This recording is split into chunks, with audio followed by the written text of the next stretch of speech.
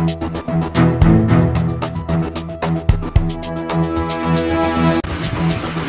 દર્શક મિત્રો, હું છું આપની સાથે યશ ગુપ્તા.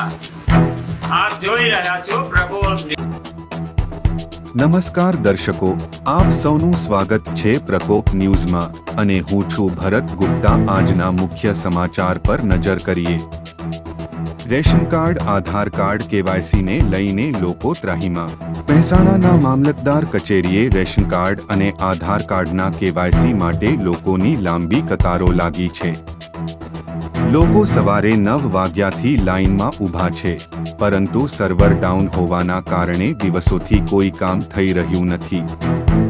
લોકો રોજે રોજ પોતાની રોજિંદી વારમાં વિઘ્ન સાથે અહીં ધક્કા ખાઈ રહ્યા છે. KYCની પ્રક્રિયા પૂરી કરવા માટે લોકોની ઘણી પરેશાનીઓ થઈ રહી છે. કચેરીએ સંકટમાં મુકાયેલા લોકોએ કહ્યું કે તેમનું કામકાજ બગડી રહ્યું છે અને રોજ ધક્કા ખાવા પડે છે.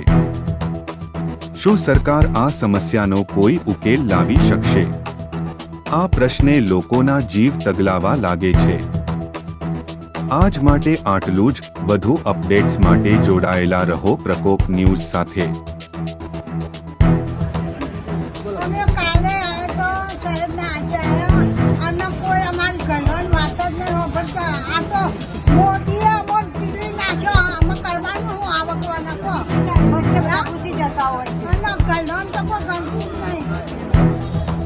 મારું નામ જયદેવસિંહ ભરતસિંહ ચાવડા, જિલ્લા પ્રમુખ આમ આદમી પાર્ટી મહેસાણા.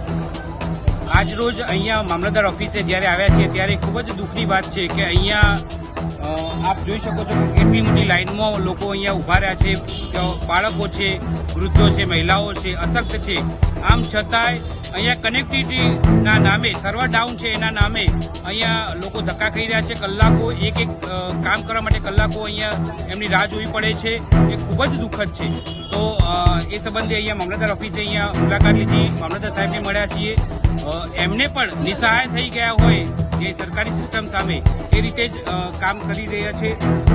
એમની સાથે વાત કરી છે અને રજૂઆત કરી છે કે આનો ઝડપી એનો કોઈ નિકાલ આવે. વધુમાં અહીંયા ના તો અહીંયા પાણીની કોઈ વ્યવસ્થા છે, જ્યાં અંદર કોઈ પાણીની વ્યવસ્થા નથી. અહીંયા કોઈને પાણી પીવું હોય તો એમને પ્રાઇવેટ ખરીદવું પડે છે અને પાછા ફરીથી લાઇનમાં ઊભા રહેવું પડે છે. અહીંયા બાળકો સાથે વૃદ્ધો, મહિલાઓ બધા હેરાન થઈ રહ્યા છે. સરકારની વિનંતી છે કે આનો ઝડપી એનો કોઈ સારો નિર્ણય લાવે. મારું નામ સંજયસિંહ છે.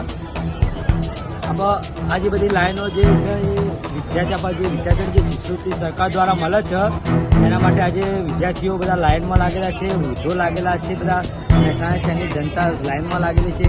સાહેબ, સરકાર મોટી મોટી વાતો કરે છે તો શિક્ષણ કે બનશે ગુજરાત, આગળ વધશે ગુજરાત.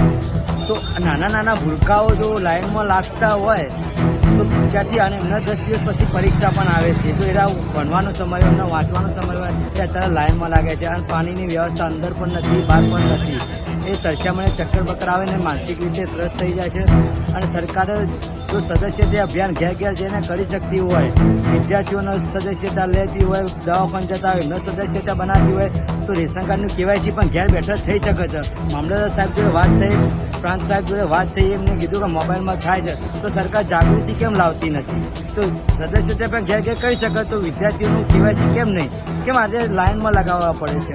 બસ આટલું કહેવું છે કે સરકાર જાગે, ઊંઘી ગઈ હોય તો.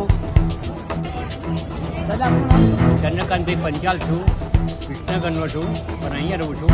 અને હું સભા આજે 4 ધક્કા ખાધા. લાઇનમાં ઊભો રહેલો તે 2 વાગ્યા એટલે બંધ કીધેલું, ભાડું ખર્ચીને ઘરે જતો રહ્યો. 3 દિવસથી આવું ને આજે 8 વાગ્યાનો નંબર લાગ્યો તો આજે મને આજે હું તડકામાં ચક્કર આવ્યા તો અહીંયા આગળ બેઠો છું. મારા છોકરાને વિસ્તારમાંથી લાયા, હાથી ભરાતી નથી. શિક્ષકે એમ કે હાથી નહીં ભરાય તો ફોર્મ નહીં ભરવાનું. અમારા હાથે ધ્વજા કરવાના આવા છતાં પણ અમે આ એક્ટિવિટી માટે અહીં લાયા છીએ. બરાબર, હજી ઘરે રસોઈ નહીં કરી. અમે કેટલા વાગે ખાધા પહેલા શાંતિ બેસી રહીએ.